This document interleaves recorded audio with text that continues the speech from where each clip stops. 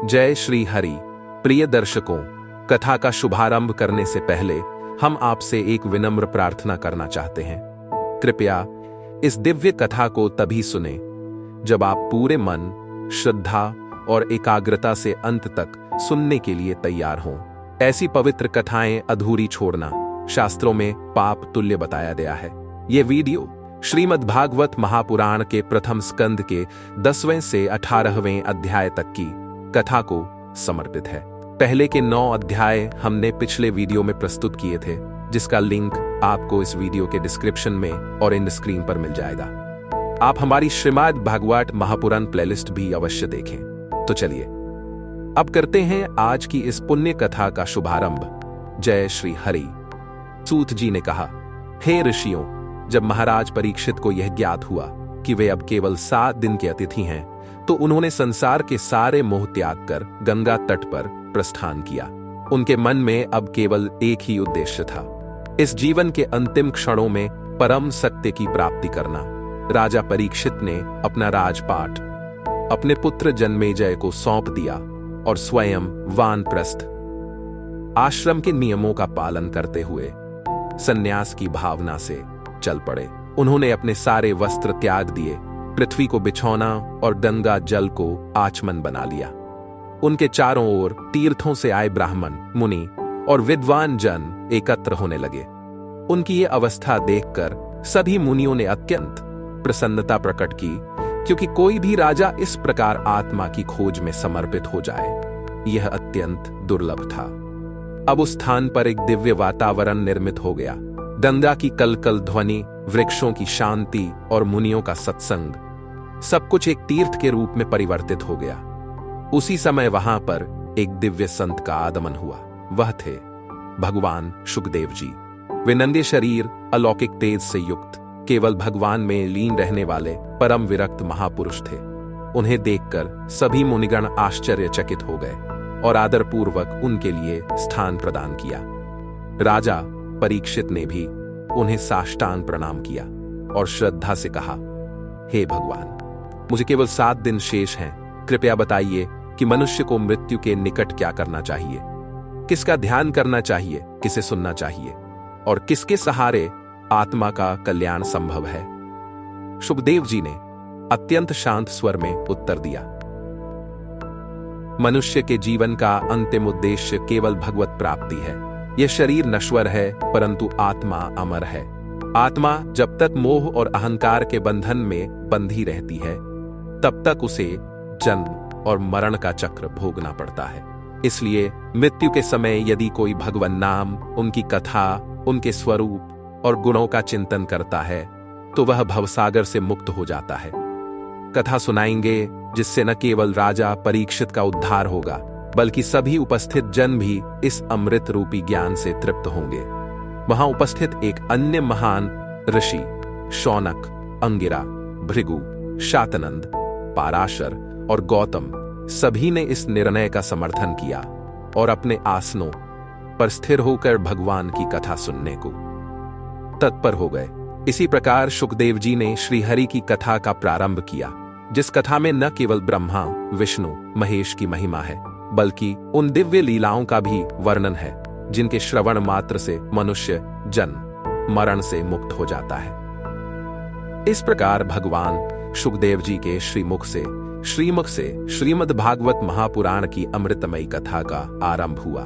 सूत जी ने कहा, शुकदेव जी महाराज गंगा तट पर विराजमान हुए और सभी ऋषियों तथा राजा परीक्षित की उपस्थिति में उन्होंने परम पवित्र श्रीमद् भागवत कथा का प्रारंभ किया।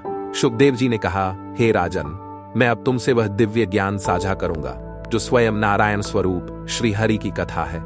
यह कथा ब्रह्मा से लेकर आज तक ऋषियों, मुनियों और भक्तों द्वारा आदर से श्रवण की गई है। इसमें श्रीहरि की उत्पत्ति, उनकी लीलाएं, उनके भक्तों की महिमा और मोक्ष का मार्ग छिपा है। यह वही भागवत पुराण है जिसे ब्रह्मा जी ने नारद जी को सुनाया, नारद जी ने व्यास जी को और व्यास जी ने अपने पुत्र शुकदेव को। अब मैं उसे तुम्हारे कल्याण के लिए कहता हूं। हे राजन, अब तक के सभी धर्म, यज्ञ, तप, व्रत आदि में से सबसे उत्तम वही है जिसमें भगवान श्री कृष्ण का स्मरण और गुणगान हो। जब तक मनुष्य के भीतर अहंकार और माया का प्रभाव है, तब तक उसे सच्चा सुख नहीं मिल सकता। परंतु जब वह हरि की भक्ति करता है, तब उसके हृदय से अज्ञान और मोह के बादल छट जाते हैं। मनुष्य को चाहिए कि वह जन्म से मृत्यु तक भगवान के चरणों में श्रद्धा बनाए रखे। जीवन का उद्देश्य केवल सांसारिक विषयों की पूर्ति नहीं, बल्कि आत्मा का कल्याण और भगवान में एकनिष्ठ प्रेम है। हे राजन, यह जीवन अत्यंत अल्पकालिक है। इसमें न जाने कौन सा क्षण अंतिम हो जाए, इसलिए प्रत्येक क्षण को भगवान के स्मरण में लगाना चाहिए। यही श्रेय मार्ग है। जो व्यक्ति अंतिम समय में भगवान का नाम लेता है, वह जीवन मरण के बंधन से मुक्त हो जाता है। जो भक्त प्रतिदिन श्रीहरि की कथा सुनता और सुनाता है, उसका चित्त निर्मल होता है और उसे भवसागर से पार होने में कोई कठिनाई नहीं होती। हे परीक्षित, तुम्हारे पास यह 7 दिन का समय अत्यंत दुर्लभ अवसर है। इस समय का सदुपयोग करो और केवल श्रीहरि की कथा का श्रवण करो। यह कथा तुम्हारे लिए मृत्यु नहीं, बल्कि अमरता का द्वार सिद्ध होगी। तब राजा परीक्षित ने हाथ जोड़कर कहा, हे महात्मा, अब मैं संपूर्ण मन, वाणी और आत्मा से केवल हरि कथा सुनूंगा। मुझे संसार का कोई भय नहीं। आप कृपा कर यह दिव्य ज्ञान मुझे प्रदान करें। उस दिन गंगा के तट पर एक दिव्य आभा फैल गई। ऋषियों की वाणी शांत हो गई। केवल श्रीहरि के नाम का गान होने लगा। वायुमंद और पवित्र बहने लगी, मानो स्वयं प्रकृति भी इस पुण्य क्षर में सम्मिलित हो गई हो। राजा परीक्षित ध्यानस्थ हो गए और शुकदेव जी ने अगले दिन भागवत कथा की मुख्य लीलाओं का प्रारंभ करने का संकल्प लिया। सूत जी ने कहा, हे महानुभावों, जब राजा परीक्षित ने शुकदेव जी के मुख से अमृत रूपी भागवत कथा श्रवण करना स्वीकार किया, तब गंगा के तट पर एक अलौकिक वातावरण उत्पन्न हो गया। समस्त ऋषिगण, तपस्वी, सिद्ध पुरुष, गंधर्व, अप्सराएं, यहां तक कि स्वर्ग के देवता भी इस पावन दृश्य को देखने के लिए वहां एकत्र हो गए। राजा परीक्षित पूर्ण निष्ठा के साथ आसन पर विराजमान हुए। उनका मन अब संसार से विलग हो चुका था। उन्होंने सब प्रकार के मोह को त्याग दिया था और अब उनकी केवल एक ही लालसा थी, श्रीहरि की कथा को श्रवण करना। शुकदेव जी ने कहा, हे राजन, अब मैं तुम्हें बताता हूं कि किस प्रकार यह भागवत कथा प्रकट हुई। पहले ब्रह्मा जी ने इस सृष्टि की रचना की। उनके द्वारा सृष्टि में विविध प्राणियों का प्रादुर्भाव हुआ। फिर जब ब्रह्मा जी को यह चिंता हुई कि लोकों में धर्म कैसे स्थापित होगा, तब उन्होंने भगवान नारायण का स्मरण किया। तब भगवान ने ब्रह्मा जी को उपदेश दिया और उन्हें यह ज्ञान प्रदान किया, जिसे आगे चलकर नारद जी को दिया गया। यह ज्ञान इतना गूढ़ और रहस्यमय था कि सामान्य बुद्धि से इसे समझना कठिन था, परंतु यह मन, बुद्धि और आत्मा को शुद्ध करने वाला था। नारद जी ने जब इसे सुना, तब उन्होंने लोक कल्याण के लिए इसे संगीतमय रूप में गाया और व्यास जी को उपदेश दिया। व्यास जी ने इसे श्रवण कर जब उन्होंने इसका मर्म जाना, तब उन्होंने इस भागवत पुराण की रचना की, जिसमें भगवान की लीलाओं का विस्तार से वर्णन है। हे राजन, यह श्रीमद् भागवत किसी एक जाति, वर्ग या युग के लिए नहीं, अपितु संपूर्ण मानवता के लिए है। यह कथा मोक्ष का मार्ग है और जो भी इसे श्रद्धा से सुनता या सुनाता है, जिस प्रकार सूर्य अंधकार को दूर करता है, उसी प्रकार श्रीहरि की कथा जन्म मरण के अंधकार को हर लेती है। यह कथा श्रद्धा, भक्ति और समर्पण का अमृत है। इसके द्वारा मनुष्य काम, क्रोध, मोह, मद और मत्सर जैसे दोषों से मुक्त हो जाता है। फिर शुकदेव जी ने परीक्षित से कहा, हे राजन, अब मैं तुम्हें भगवान के अवतारों का वर्णन करूंगा। वे समय समय पर संसार में प्रकट होते हैं, जब अधर्म बढ़ जाता है और धर्म की रक्षा हेतु उनका प्राकट्य होता है। राजा परीक्षित ने कहा, हे मुनिवर, मैं अत्यंत सौभाग्यशाली हूं कि मुझे आपके द्वारा यह दिव्य ज्ञान प्राप्त हो रहा है। अब मेरा हृदय शांति से भर गया है। मैं स्वयं को कृतार्थ अनुभव करता हूं। गंगा के तट पर बैठे सभी ऋषि मुनि भी इस संवाद को सुनकर भाव विभोर हो गए। उनके नेत्रों से आंसू बहने लगे और वे मन ही मन श्रीहरि का स्मरण करने लगे। सूत जी ने कहा, हे ब्रह्मर्षियों, जब पांडवों ने देखा कि भगवान श्री कृष्ण इस संसार से अपनी लीला समेट चुके हैं, तब उन्हें संसार के सभी कार्य तुच्छ और निरर्थक प्रतीत होने लगे। उनके हृदय में गहन वैराग्य उत्पन्न हुआ और उन्होंने संसार से विरक्ति ले ली। धर्मराज युधिष्ठिर, जो सदा धर्म के मार्ग पर चलने वाले और सत्यवादी थे, अब भगवान श्री कृष्ण के वियोग से अत्यंत व्याकुल हो गए। उनके मुख पर तेज मंद पड़ गया और वे मौन हो गए। उन्होंने अपने भाइयों को बुलाया और कहा, हे भीम, अर्जुन, नकुल और सहदेव, अब इस पृथ्वी पर हमारे रहने का कोई औचित्य नहीं है। श्री कृष्ण की कृपा से ही हम सबने यह राज्य और यश प्राप्त किया था। अब जब प्रभु ही नहीं रहे तो इस राज्य का क्या मूल्य। युधिष्ठिर ने निर्णय लिया कि अब समय आ गया है कि वे सब सांसारिक जीवन का त्याग कर दें और भगवान के चरणों में लीन हो जाएं। उन्होंने अपने पौत्र परीक्षित को राज्य सौंपने का निश्चय किया। परीक्षित, जो अभिमन्यु और उत्तरा के पुत्र थे, धर्म, नीति और भक्ति से संपन्न थे। युधिष्ठिर ने अपने भाइयों के साथ मिलकर राज्य की जिम्मेदारी परीक्षित को दी और स्वयं तप के लिए हिमालय की ओर प्रस्थान कर गए। पांडवों के इस त्यागमय निर्णय से समस्त प्रजा शोक से भर उठी, परंतु सभी को यह ज्ञात था कि यह मार्ग मुक्ति की ओर जाता है। उधर भगवान श्री कृष्ण के वियोग से द्वारका नगरी भी शून्य हो चुकी थी। वृष्णिवंश के वीर योद्धा काल के प्रभाव से समाप्त हो चुके थे। उग्रसेन, बलराम, प्रद्युम्न, अनिरुद्ध आदि भी अपना शरीर त्याग चुके थे। केवल श्री कृष्ण के प्रपौत्र वज्र को जीवित देखकर पांडवों ने उसे शेष यदुवंश का प्रतिनिधि बनाया। श्री कृष्ण की नगरी द्वारका समुद्र में डूब गई, जैसा कि स्वयं प्रभु ने पूर्व में संकेत दिया था। यह सब देखकर अर्जुन का हृदय विषाद से भर गया। जब वे द्वारका से हस्तिनापुर लौटे तो उन्होंने देखा कि उनके रथ का दिव्य तेज अब नहीं रहा। गांडीव धनुष भी अब वैसे कार्य नहीं कर रहा था जैसा पूर्व में करता था। अर्जुन ने यह अनुभव किया कि अब उनका बल, तेज और सामर्थ्य सब श्री कृष्ण की कृपा से था और वह कृपा अब विलीन हो चुकी है। उसी क्षण उन्होंने निश्चय किया कि अब उन्हें भी सांसारिक कार्यों से विरक्ति लेनी चाहिए। उन्होंने युधिष्ठिर के साथ हिमालय की ओर प्रस्थान किया, जहां पांडवों ने तपस्या करते हुए शरीर का त्याग किया और स्वर्गलोक को प्राप्त हुए। उधर परीक्षित ने जब गद्दी संभाली तो उन्होंने समस्त प्रजा का हित ध्यान में रखते हुए न्याय, धर्म और सच्चाई के मार्ग पर शासन आरंभ किया। वे अपनी दया, शील और नीति के लिए प्रसिद्ध हुए। शुकदेव जी ने कहा, हे राजन, पांडवों के इस महान त्याग से यह सिद्ध होता है कि भगवान की भक्ति ही जीवन का परम लक्ष्य है। जब भगवान का स्मरण हृदय में जागृत हो जाए तब संसार की समस्त इच्छाएं स्वयं ही समाप्त हो जाती हैं। सूत जी ने कहा, हे शौनकादि ऋषियों, जब राजा युधिष्ठिर ने देखा कि श्री कृष्ण इस धरती से अपनी लीला समाप्त कर चुके हैं, तब उन्होंने पांडवों के साथ मिलकर राज्य का भार परीक्षित को सौंप दिया और संन्यास ग्रहण कर लिया। अब परीक्षित, जो भगवान श्री कृष्ण की कृपा से जीवित बचे थे, उन्होंने हस्तिनापुर के सिंहासन पर बैठकर धर्मपूर्वक राज्य करना प्रारंभ किया। उधर महाराज परीक्षित की जन्म कथा और भगवान श्री कृष्ण की कृपा से उनका ब्रह्मास्त्र से बचना, यह सब बातें अब भी ऋषियों मुनियों के बीच चर्चा का विषय बनी हुई थी। परंतु जब पांडवों ने अपना त्याग कर दिया और परीक्षित ने राज्य ग्रहण कर लिया, तो इस समय कलियुग का भी प्रवेश प्रारंभ हो चुका था। कलियुग के प्रभाव से धीरे धीरे धर्म की चारों टांगों में से एक एक टूटने लगी। सत्य, करुणा, तप और दान, इन गुणों में क्षय होने लगा। परीक्षित ने देखा कि लोग अब धीरे धीरे धर्म से हटते जा रहे हैं। उन्होंने निश्चय किया कि वे अपने राज्य से अधर्म, पाप और कलियुग के प्रभाव को समाप्त करेंगे।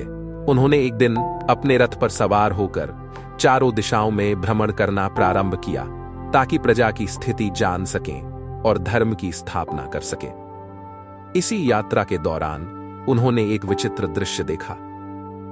एक नीच पुरुष, जो अधर्म का प्रतीक था, वह धर्म के प्रतीक बैल को मार रहा था। वह बैल केवल एक टांग पर खड़ा था और अत्यंत डरा हुआ था।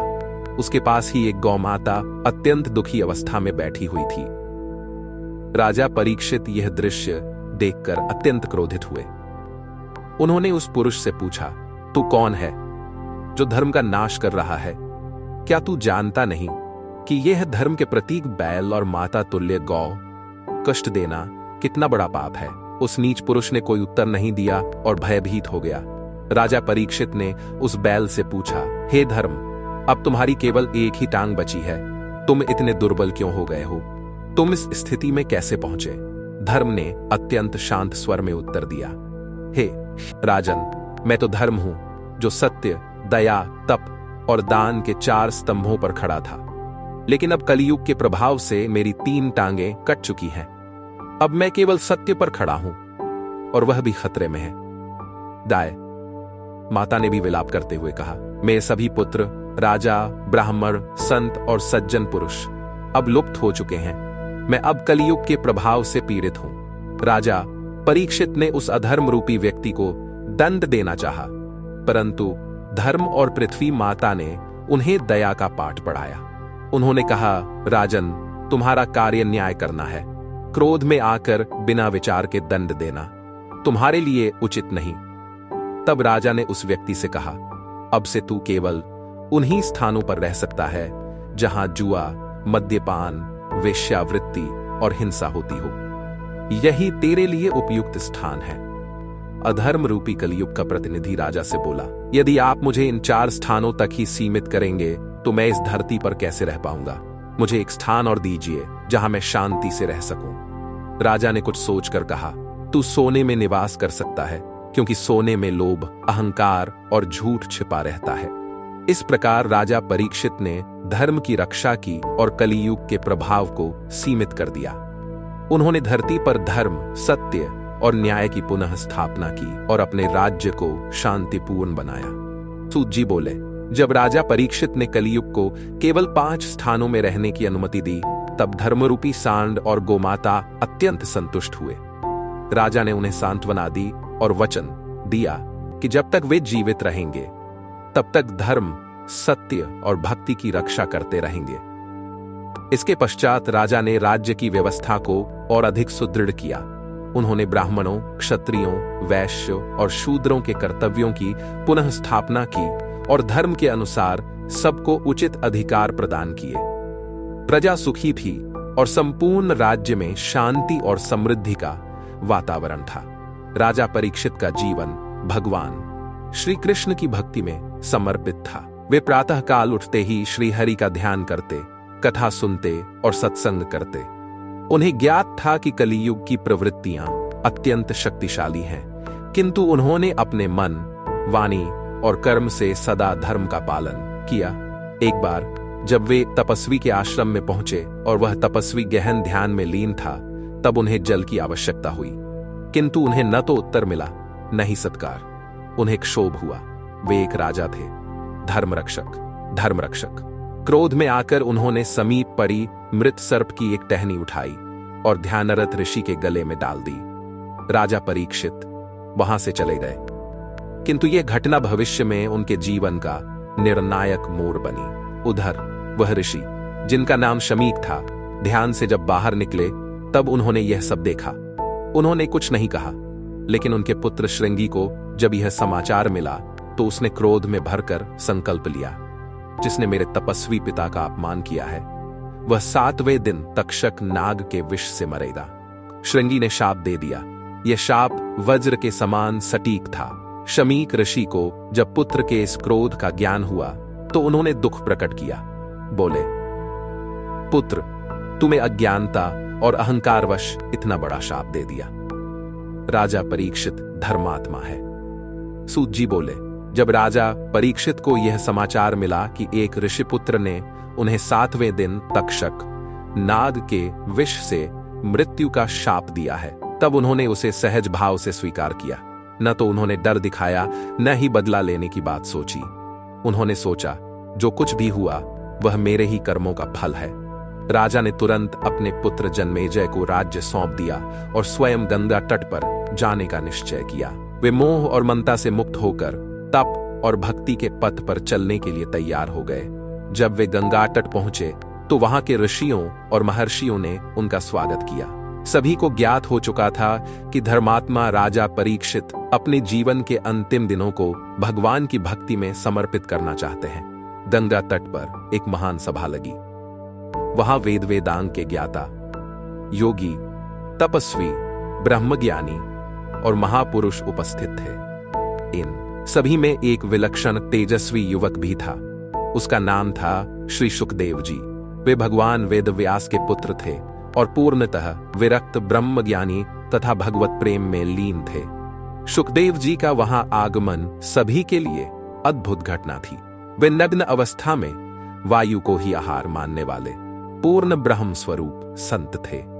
राजा परीक्षित ने उन्हें प्रणाम किया और कृपया मुझे यह बताइए कि मनुष्य को मृत्यु के समय क्या करना चाहिए। ऐसा कौन सा कार्य है जिससे मनुष्य जीवन मरण के बंधन से मुक्त हो जाए। सुखदेव जी ने मुस्कुराकर उत्तर दिया, हे राजन, यह प्रश्न अत्यंत शुभ है। जो भी व्यक्ति मृत्यु को सामने देखकर भी भगवान का स्मरण करता है वही मुक्त हो सकता है। अब मैं तुम्हें भगवान श्री कृष्ण की अमृतमयी कथा सुनाऊंगा।